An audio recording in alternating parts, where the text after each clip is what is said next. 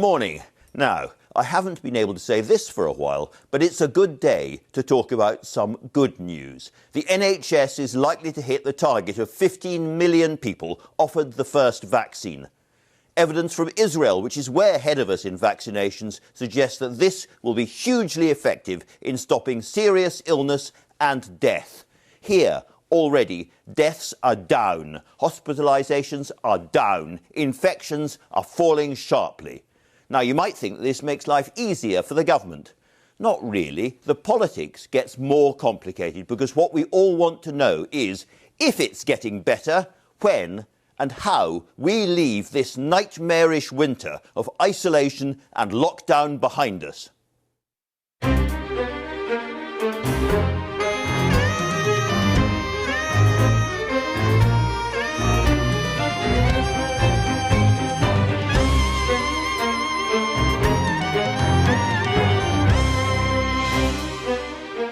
I'm going to be speaking to the Foreign Secretary, Dominic Raab, about that and the early impact of Brexit, to Professor John Watson, one of the World Health Organization team who's just returned from Wuhan in China, where he was investigating the origins of the pandemic, to the Shadow Health Secretary, Labour's Jonathan Ashworth, and in the latest of our leader interviews, to Adam Price of Plaid Cymru.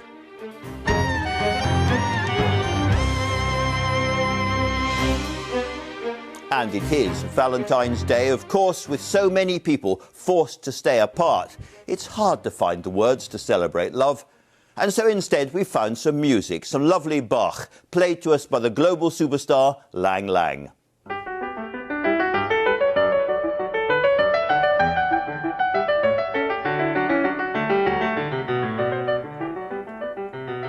I could listen to that all day, but the news today is going to be reviewed by Pippa Crerar, political editor of the Daily Mirror, and the BBC's political correspondent who focuses on stories out of Westminster, Alex Forsyth. But first, the news headlines from Roger Johnson.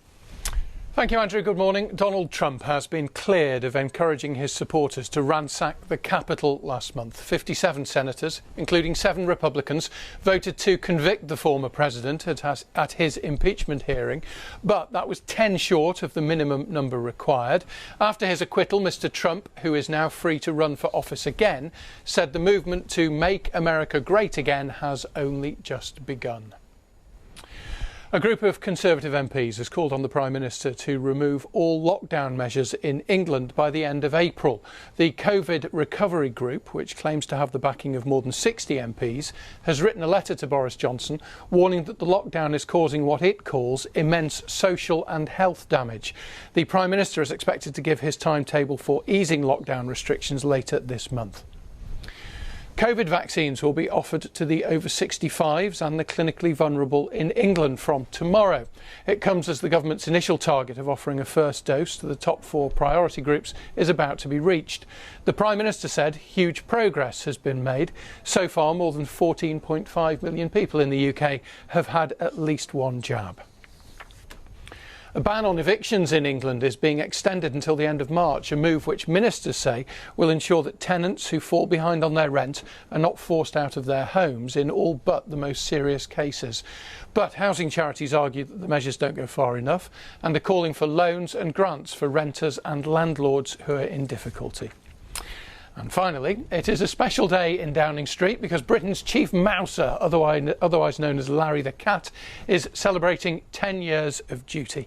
Larry arrived from the Battersea Rescue Centre in 2011. He's gone on to serve 3 prime ministers and has also ensured that 2 presidents of the United States have had a rodent-free visit.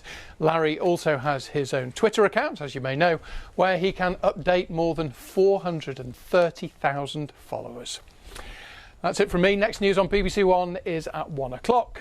Back to you, Andrew. Many thanks. And that, of course, makes Larry much more successful in terms of longevity than most senior civil servants. To the front pages, I was mentioning the politics of the unlocking, and it's everywhere. Back to school in 3 weeks, predicts the Sunday Times. That's partly from Boris Johnson himself. The Mail on Sunday, back in the pub garden for Easter is their version.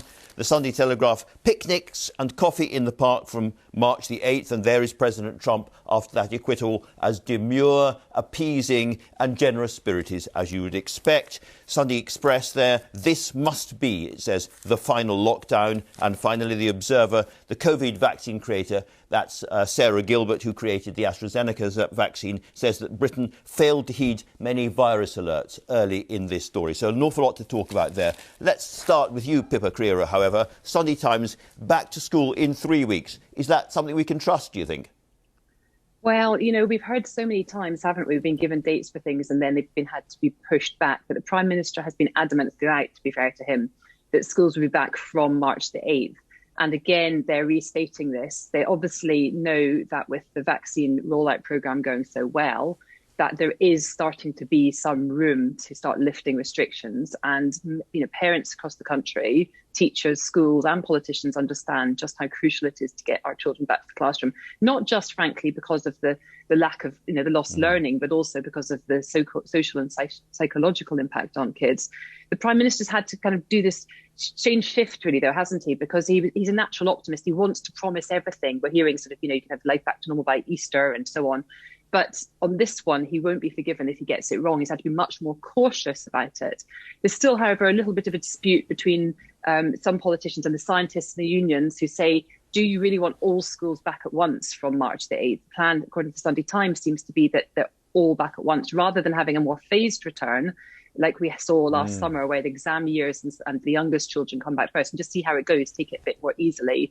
So it's going to be interesting to see how, you know, the detail when he sets it out on February the 22nd of how that return to school goes, because they've got to be really cautious, obviously, that they don't suddenly open up schools, open up communities and virus spikes. Turning from school kids, Alex, to the rest of us, the Sunday Telegraph has a very, very modest first reopening to promise us. Yeah, picnics and coffee in the park, so you can sit outside and freeze if you like, Andrew, with somebody. At the moment, you can walk 2 metres apart from somebody and keep on your feet, but you're not allowed to sit down. And the now you'll be allowed to prospect of a park bench beckons. What more could you want in life? This is going to be the speculation for the next week, and as we head up to when the Prime Minister sets out his roadmap for unlocking, which we know is going to come in the week of the 22nd. Now, Downing Street is very keen to say nothing is nailed down yet, because I think they're still waiting to get some results from the vaccine, which will come this week, and that will inform the decisions they make around the dates and what can be relaxed when. It's still almost too early, without looking at other countries like Israel, to know whether the vaccine rollout has actually stopped hospitalisations. Am I right? That's right. They need more evidence before they can set out the firm plan, the day by day, what will come next. Yeah. But I do understand that once they get those schools open, the next thing that will be looked at is some sort of relaxing of outdoor recreation that isn't just strictly exercise. So perhaps you might get your coffee on a park bench if you're lucky. And a game of golf for those who like it. Pippa, let's turn to the more of the politics of this, because there is a very powerful bunch of Tory MPs led by Mark Harper. 63 of them have signed a letter. It's all over the front of the Sunday Express. And that is starting a kind of debate inside the Tory party about how this is going to be done. Yes, this is the COVID recovery group of MPs, but they've been rumbling around behind the scenes for some time. We've seen a few rebellions over the last few months, none to sort of overturn restrictions that have been imposed, none big enough to overturn those. But there have been a few rebellions, quite sizable ones, really, when you consider the size of the Prime Minister's majority, against measures being imposed, the length of them, the duration of them, and so on. And this group, led by Mr. Charles Walker, who's a sort of deputy of the backbench 1922 committee, so very powerful, urging the Prime Minister to make sure that all restrictions are lifted in tandem with the vaccine rollout. So by the end of April, they want businesses back and pubs open and so on. Because by that point, of course, over 50s will have had the jab. Sure. And the problem for Boris Johnson, of course, is that these kind of people, Mark Harper and Charles Walker and the rest of them, are, in normal circumstances, his natural supporters who are pressing him to go further and faster. Yeah, that's right. And Graham Brady in The Sun as well saying the same thing. Absolutely. And of course, it reflects the splits that exist at cabinet level too.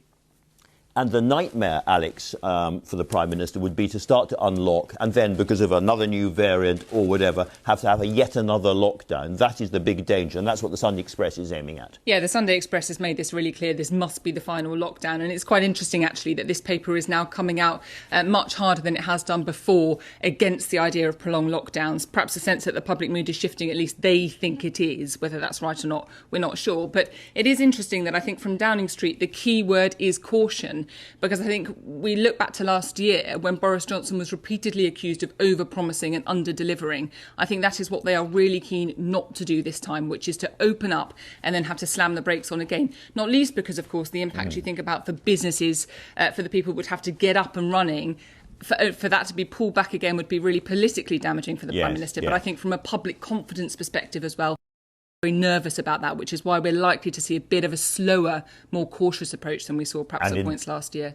And in politics, as in life, Alex, you're never sure what's absolutely around the corner next. A rather extraordinary story about the Labour Party, because who's coming back? Yes, it's Peter Mandelson. Look who's back again. Look who's back, according to Tim Shipman. The suggestion that he is being consulted by the Labour Party on future direction. We know there have been lots of questions about how well Sir Keir Starmer has performed in his first year as Labour leader, whether he's provided an effective opposition, whether he's just focused too much on government competence. And I think the big question for Labour now, and this is what this is alluding to, is who are you and what do you stand for? And now Sir Keir Starmer is going to have to start addressing those questions that he can attempt to cut through, I think, more than he's done so far. Absolutely. Now, the other big political story, of course, Pippa, has been the acquittal of Donald Trump in the Senate. Now, I don't know about you, but I found this gripping, compelling television. It probably says more about me than anything else. And, of course, immediately after he's been acquitted, Donald Trump has come forward. He's going to fire up his base, big rallies around the country. He's going to make life as hard as possible for those Republicans who didn't support him. It's really interesting, isn't it? And that's, I think, ultimately why the Republicans didn't, and not enough of them managed to vote to get him to find him guilty. I think it was only 7 in the end, because they were getting a lot of grief from their constituents and from local GOP groups, little Republican groups. But even those who didn't vote for him to be impeached, which is obviously the vast majority of them, and the Senate leadership for the Republicans accused him of being morally and practically responsible for inciting the Capitol riot, just not enough to be able to find him constitutionally responsible for it. So no conviction. But the bigger picture thing is that this means, because he hasn't been impeached, successfully hasn't been convicted, is that he could potentially stand again. And this is going to cause massive crisis really internally for the Republicans now going forward, looking forward 4 years to who's going to stand. Bet your bottom dollar Donald Trump wants to. Does the Republican Party want him to? He's proved to be incredibly divisive, but he has that loyal base that's fired up and people are spending money and donating money to it. So, it's almost getting to the situation where it's possibly, it's probably the biggest crisis that the Republicans have faced internally for a generation, and they're going to have to resolve it. And what we have to remember, Alex, is that American politics is inescapably also world politics. And one thing that does unite the Trump administration and the new Biden administration is great suspicion of China, and in particular, how this pandemic started. The Mail on Sunday has been following the story of whether it escaped from a lab in Wuhan or whether it was passed by bats to humans and so forth. And they are highly critical this morning of the World Health Organization team who went to investigate this, a member of which I'm going to be talking to very shortly. Yeah, there are questions, I think, about the World Health Organization who've been looking into this. They've been out in China trying to establish the origins of the coronavirus. And I think there's been some scepticism about the initial findings. Now, the World Health Organization has said that they haven't come up with the final hypotheses yet. It will be interesting to hear what they've got to say. But the Mail on Sunday raising some questions. I don't think those questions are going to go away quite yet. They're certainly not. Alex and Pippa, thanks very much indeed for that. And so to the weather. It has been brutally cold. Baltic. Balls and brass monkeys. Nice weather for wolves. Sarah Keith Lucas is in the weather studio. For pity's sake, Sarah, please tell us that it's going to get warmer.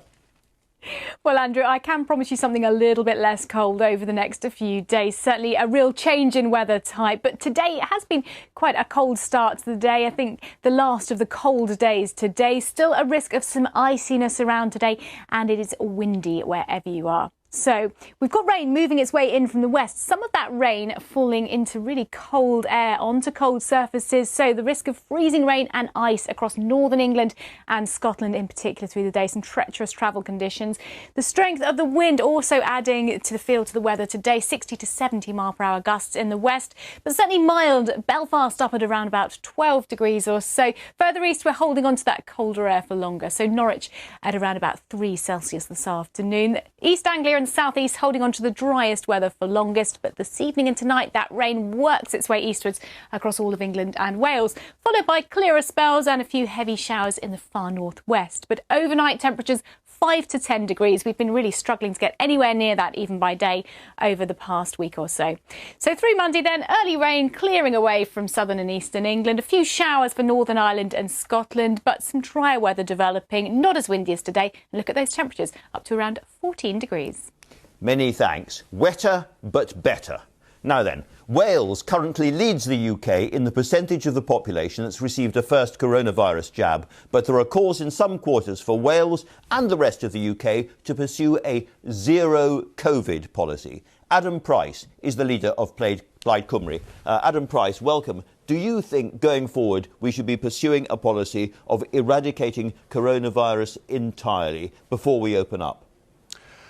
Well, certainly, I think that we need to learn the mistakes, don't we, that were made over the course of the last year, and particularly in that early phase, we were too slow into lockdown, and then we also came out too quickly. I mean, in Wales, I think we followed a more consistent line. We avoided the sort of worst excesses of the flip-flopping that we've seen from, at times, a pretty shambolic Westminster government. We kept the stay-at-home message, for example, in the summer. But now is the time to ensure that we have steady progress and avoid the possibility of a third or fourth wave, which would be not just disastrous, of course, in terms of public health, but also in terms of the economy, because it's that stop-go cycle of lockdown, then release, then lockdown again, which has led to great uncertainty in economic terms, and we should avoid that at all costs. So let's drive down the level of cases even further than possible. At the UK level, of course, even now, the policy on border closure is clearly I'll come to borders in a moment. It's clearly not the policy that the scientific advisors if I can just ask you, you want to drive down cases to close to zero. Under that policy, when would Welsh schools be able to reopen? Well, the policy of zero COVID is about using the best knowledge that we have to drive the level of eradication of the virus to the lowest level possible. I'll give you one example. Later unlocking, doesn't it? Inescapably, it means a delay in unlocking. I'll give you an example of that, Andrew. So the scientific advisors, the UK government's own scientific advisors, have said, and it's been reiterated by the Welsh government's own advisors, that one of the crucial weaknesses at the moment is that we're saying to people that they have to isolate, and yet we're not providing them with the economic and the financial support that they need to do so. And so particularly people on low incomes, they're not able to actually follow the health advice to protect their community because we're not providing the level of financial support that is necessary. So we've got to address that. If we address that and get the levels of isolation up, then that will allow us to drive the case levels down quicker, and that means that we can open up the economy and the rest of society far faster than we are otherwise able to do. Well, that's going to take time, that project. It may be a very good project, but it's going to take quite a while to roll out and for the effects to come back again. A lot of people in the country want us to reopen very fast now, and I'm just pushing you. You say zero COVID, that must be a later lockdown. Andrew, if I can challenge you there. Actually, if we drive up the level of financial and economic support to people to help them isolate, actually, you get a faster eradication of the virus. You drive the case levels down because you have a higher level of people isolating. So it's the opposite of what you've just said. This is the way, actually, we drive cases down even faster, and we can ensure, therefore, that we can reopen the economy and society far quicker than we're otherwise able to do. We could debate this for a very, very long time, but I can't have Plaid here and not ask about independence. There's been a new report out suggesting that if you could get a vote through the Senedd, you would hold a referendum on independence in Wales in your first term. Can I ask, however, you want Wales to be independent in Europe. You have two hurdles, therefore. First of all, to persuade people in Wales to go for independence, and then to persuade them to reverse their opinion on the EU, because Wales voted, of course, for Brexit, not against Brexit. Well, actually, the policy that we passed yesterday clearly differentiates those two questions. They're separate questions, and there are people that support independence that are not in favour of joining the European Union. So that would be a question for another day in the long term. The question that we want to ask the Welsh people is the question that any nation, I think, should have the right to have the opportunity to answer, which is whether we want to become an independent nation. we've been around as a nation for over 1,000 years and more, and we've never had the opportunity to decide whether we want to become, like most other countries in the world, an independent country. More and more people coming to that view because they look at the last year, the shambles that I've referred to in terms of the Westminster government, the state of our economy, the level of inequality in Welsh society. We're not going to be able to put Wales on a better path, on a better trajectory without independence, and that's why more and more people are supporting it. I'm casting no nasturtiums on your physique, but this is a Herculean task ahead of you, isn't it? Well, no, the level of support for independence now in Wales is where it was in Scotland 10 years ago. And so a few short years after that, Andrew, as you know, Scotland came within touching distance of voting yes in an independence referendum. So watch this space. Adam Price, thanks very much indeed for joining us this morning. Very appreciative of that. Now then, the Shadow Health Secretary, Jonathan Ashworth, joins me now from Leicester. Mr Ashworth, welcome this morning. Can I ask you, first of all, one thing that's fairly clear from the Prime Minister is what his strategy is for unlocking schools first, and then non-essential retail, and then after that, bit by bit, hospitality. Now, is that, in your view, broadly speaking, the right kind of approach? Yes, that is a reasonable direction of travel. I don't think anybody is expecting lockdown to end in one day, in one snap.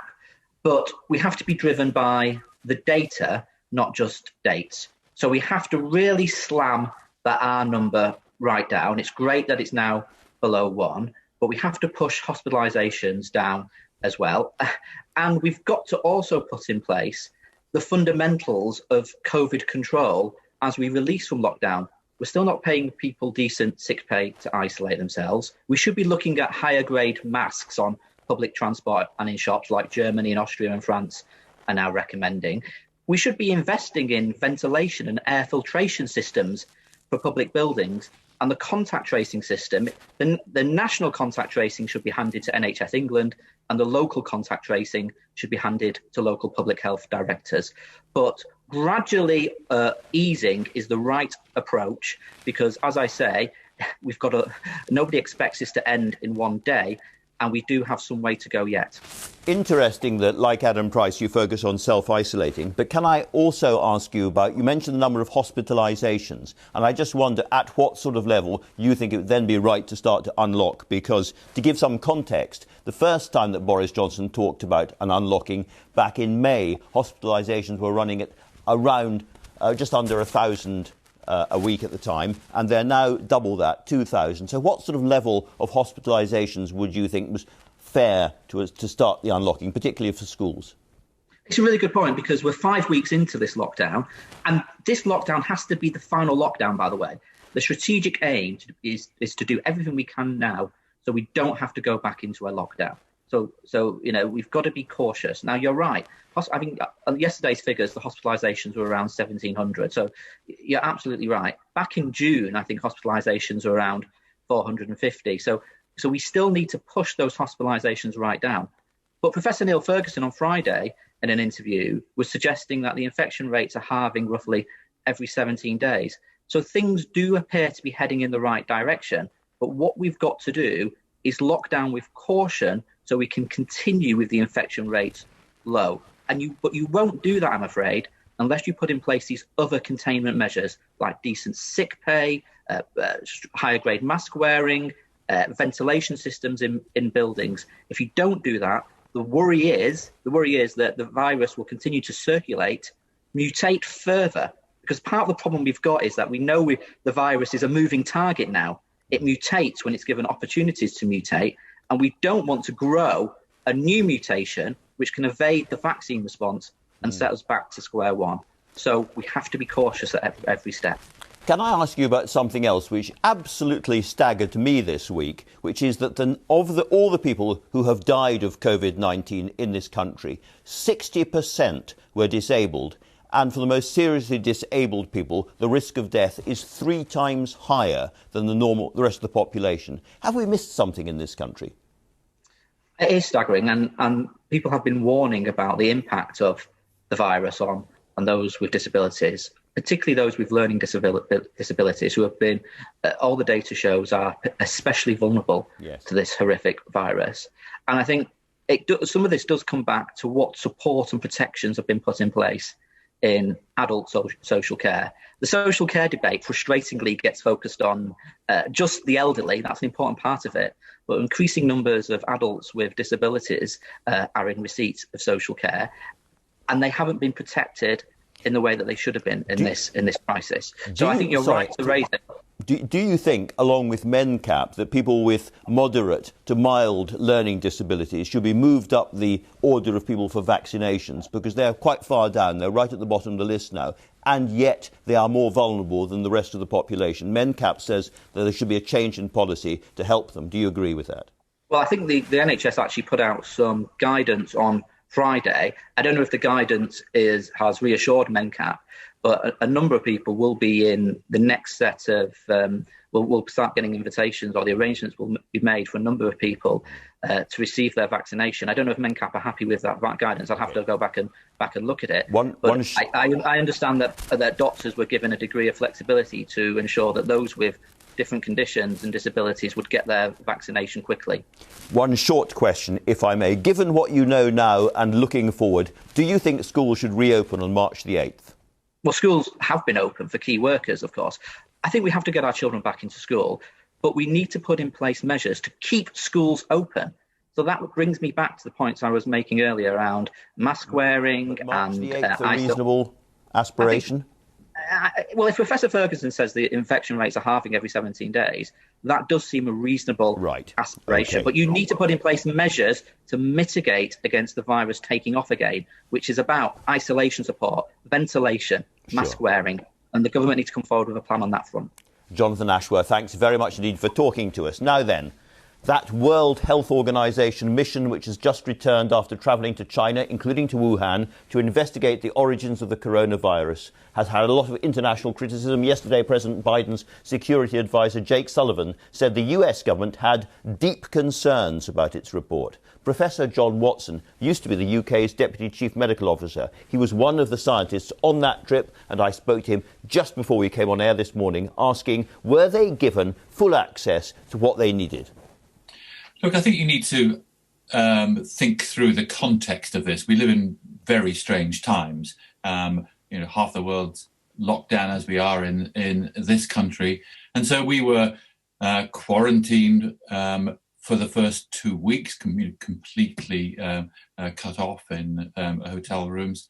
And then we were in a modified form of quarantine for the second 2 weeks, where we were then getting out and about somewhat and meeting with our counterparts. And so inevitably, all of that means that there were restrictions in what we were able to do.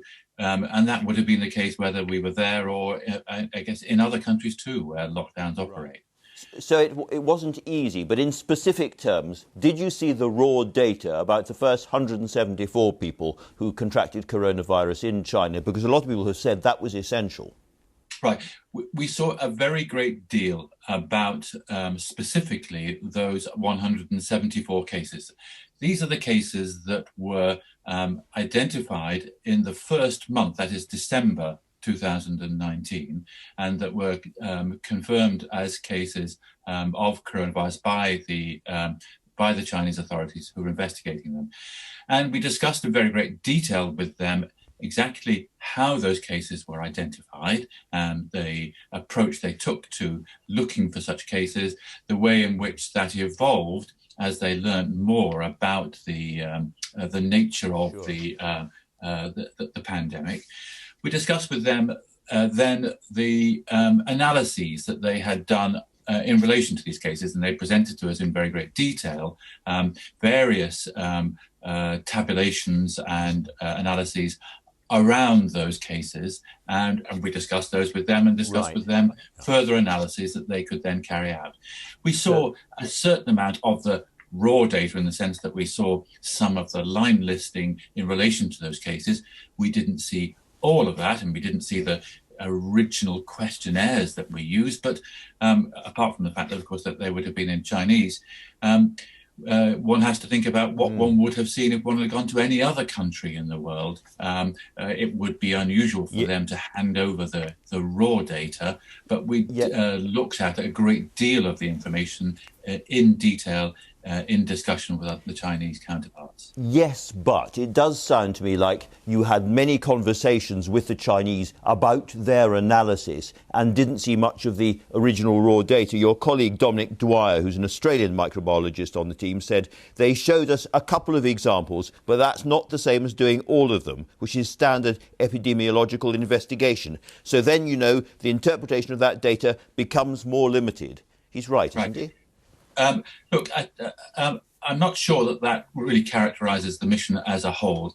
There was a lot of sharing of raw data in the various areas in which we were looking at. With respect specifically to aspects of the epidemiology in those original cases, there are more data that we would like to have the opportunity to see, and it would be easier if we had that.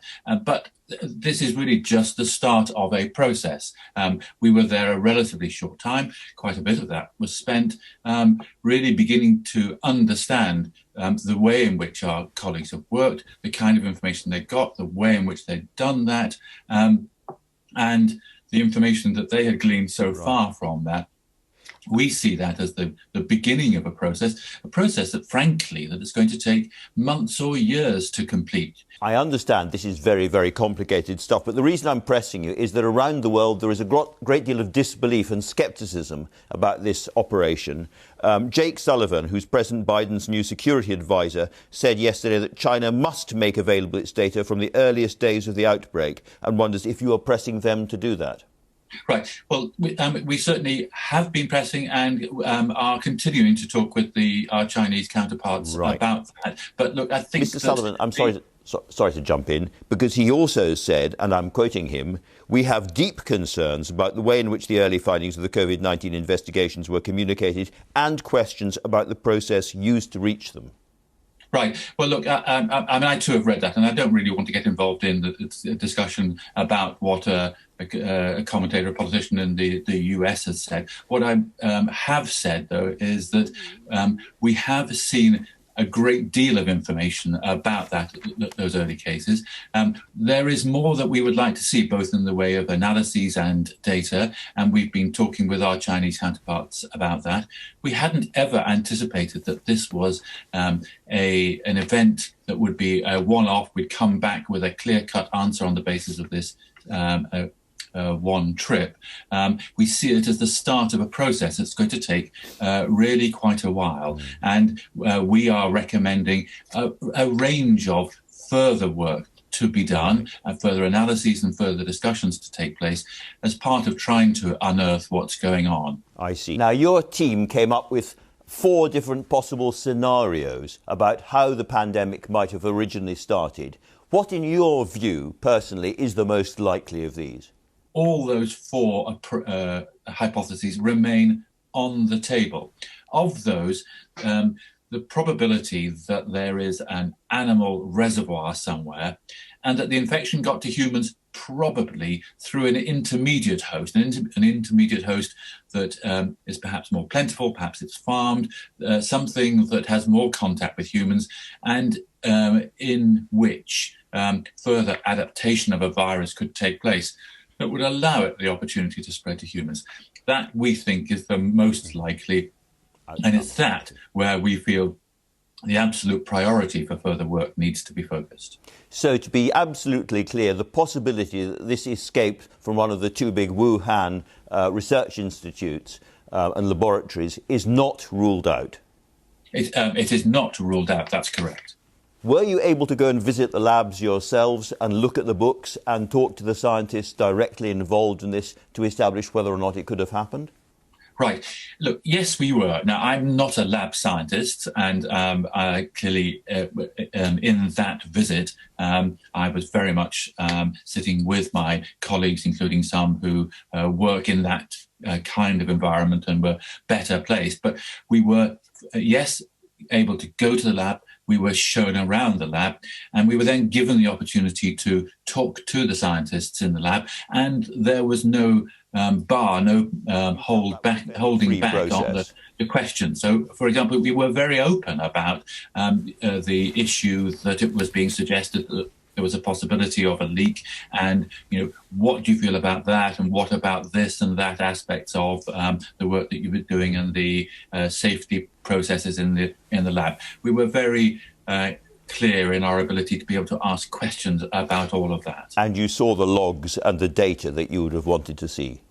Look, I think that's a hypothesis which remains on the table and could certainly have further work done on it. If further work of that kind was to be done, you certainly have to bring in additional kind of expertise around labs that do that kind of work and the safety processes in labs like that in order to look at that aspect of it in more detail.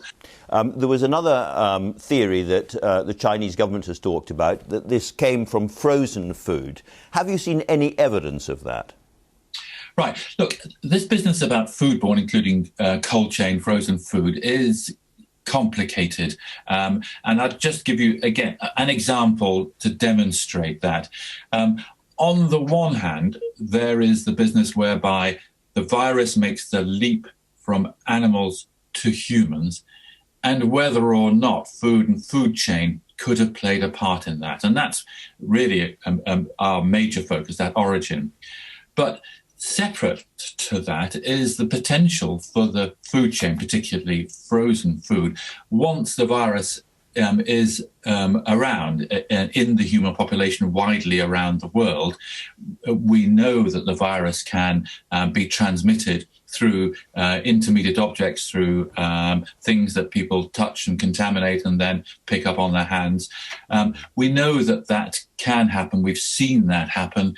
And there is evidence that in the cold chain, that further transmission is a very real possibility.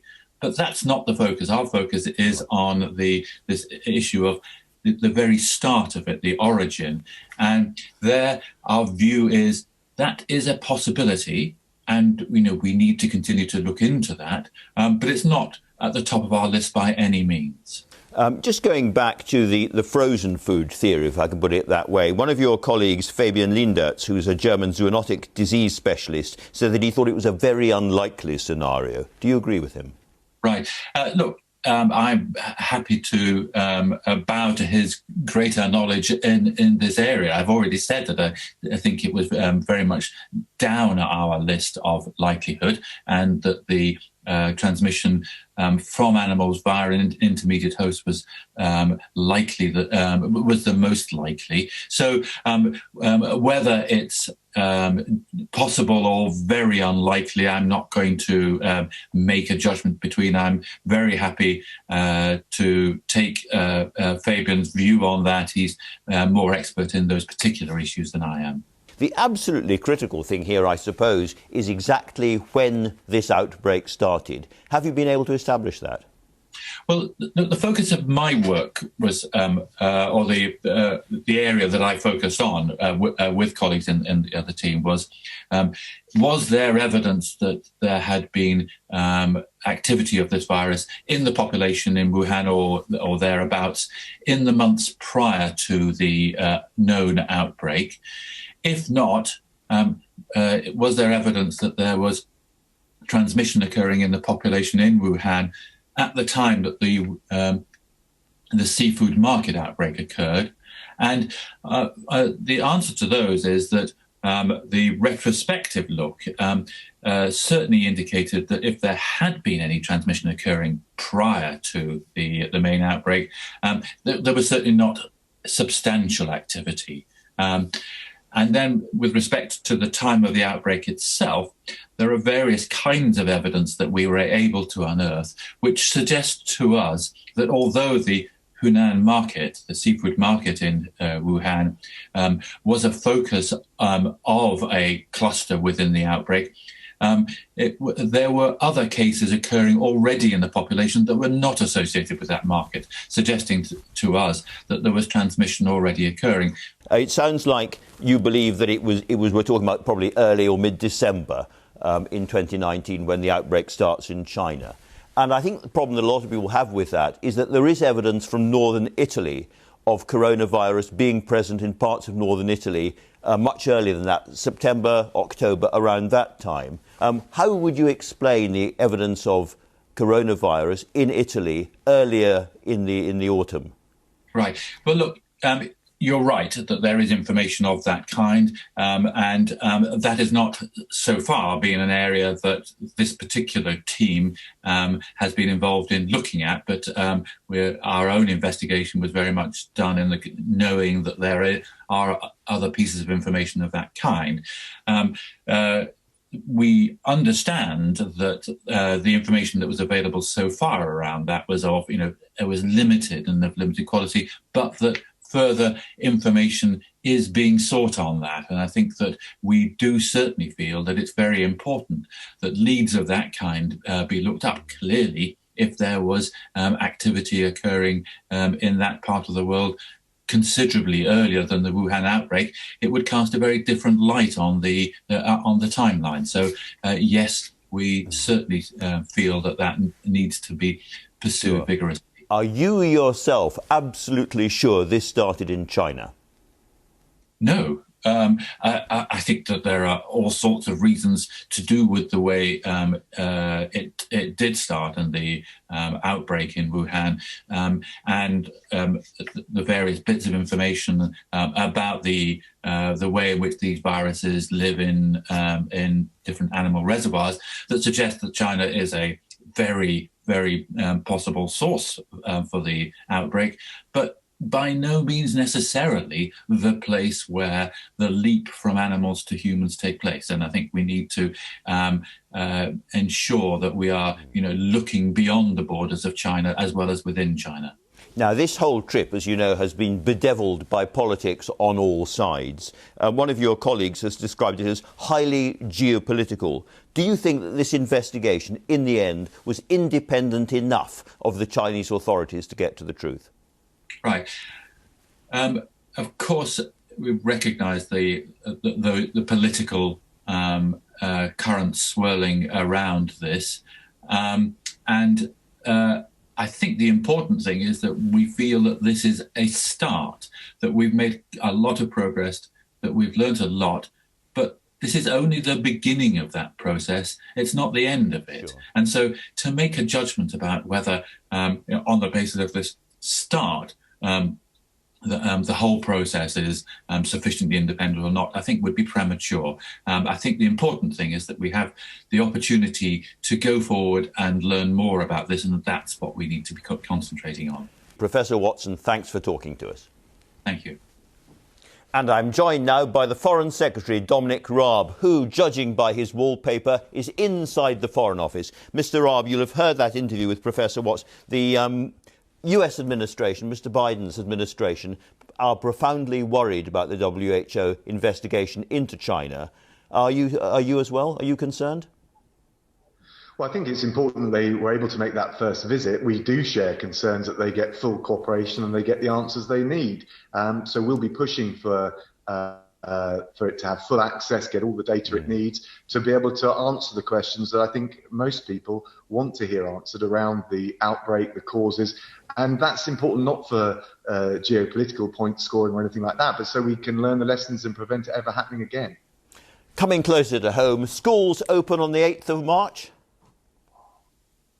Yes, that's what we're aiming for and that's what we're committed to. But we know that we're on track to hit the 15th of February milestone of offering the first 4 priority groups, the 15 million people, the first dose. We then need to compile and assess the evidence, and the PM will set out the feedback, the review of that evidence, plus the plans forward on the 22nd of February. So that's Monday week.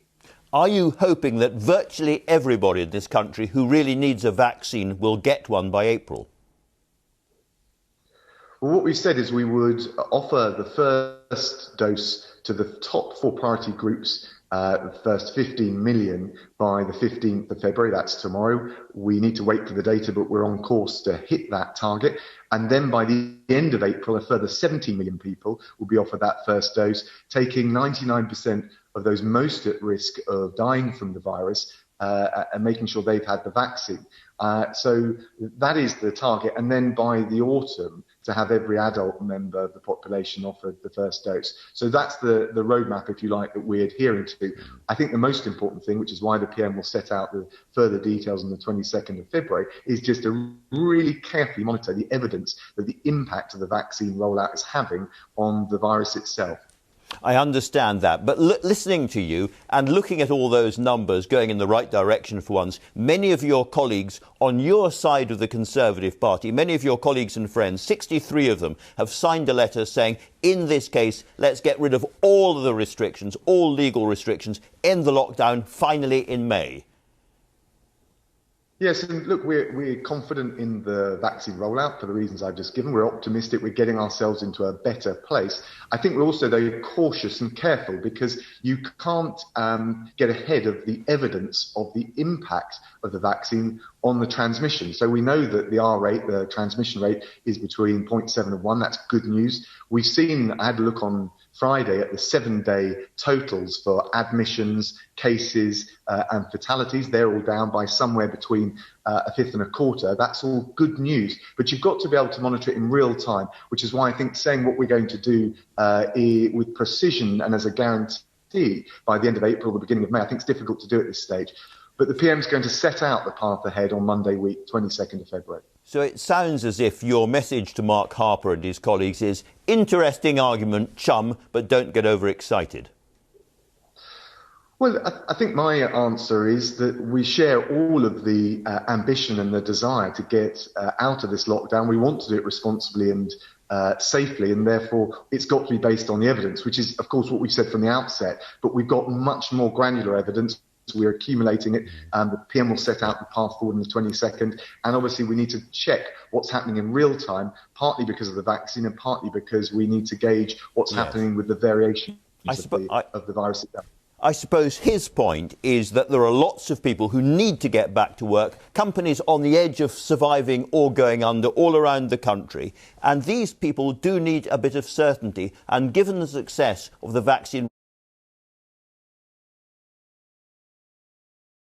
we've said that as well as opening schools on the 8th of March, our aim, the thing we're working towards is to get non-essential retail open, and then after that, in due course, again, driven by the evidence of how the vaccine is working, we can think about things like hospitality. But I think you're not going to be able to give certainty unless we're basing it on the evidence that we've got, that the vaccine is doing its job. So far, the prognosis is pretty good, but we've got to keep monitoring it as the rollout proceeds. Halfway through a somewhat bleak February, many people are thinking about their summer holidays. And one thing that we could do to get things moving again is to have some kind of international travel pass or so-called vaccine passport. Tony Blair has suggested that you put that on the agenda at the G7. Will you? Well, we can certainly discuss those things both internationally and domestically, but the reality is you've got to have a workable system. So it's not something that I think yet is in a place where we can put forward a workable proposition that countries around the world would be able to rely on.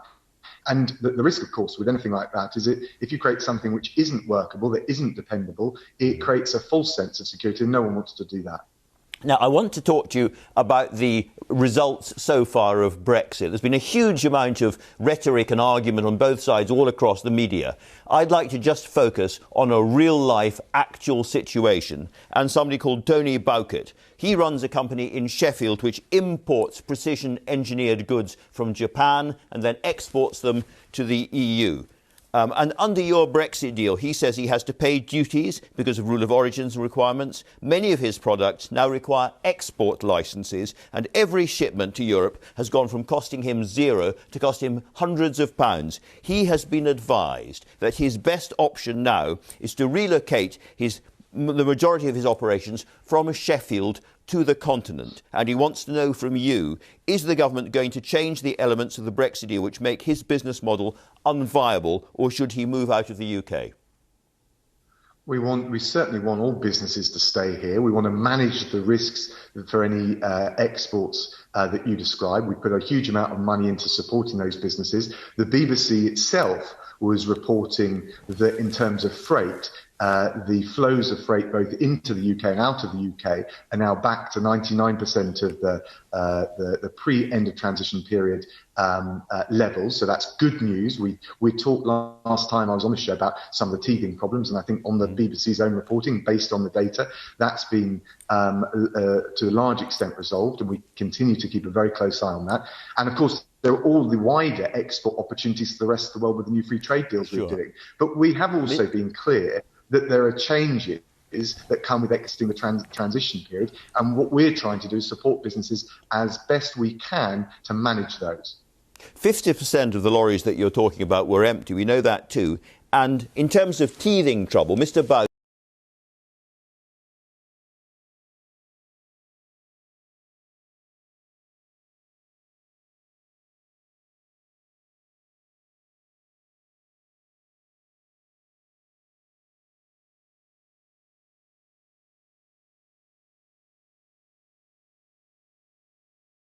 Huge business says when we had a free trade agreement, when we were told we were going to get a free trade agreement, that is really not the case. If you source from the Far East and bring into the UK and ship to stores in every country in Europe where tariffs apply, then your business needs to relocate and find a distribution centre in Europe. And if that doesn't happen, then the employment is going to go from the UK.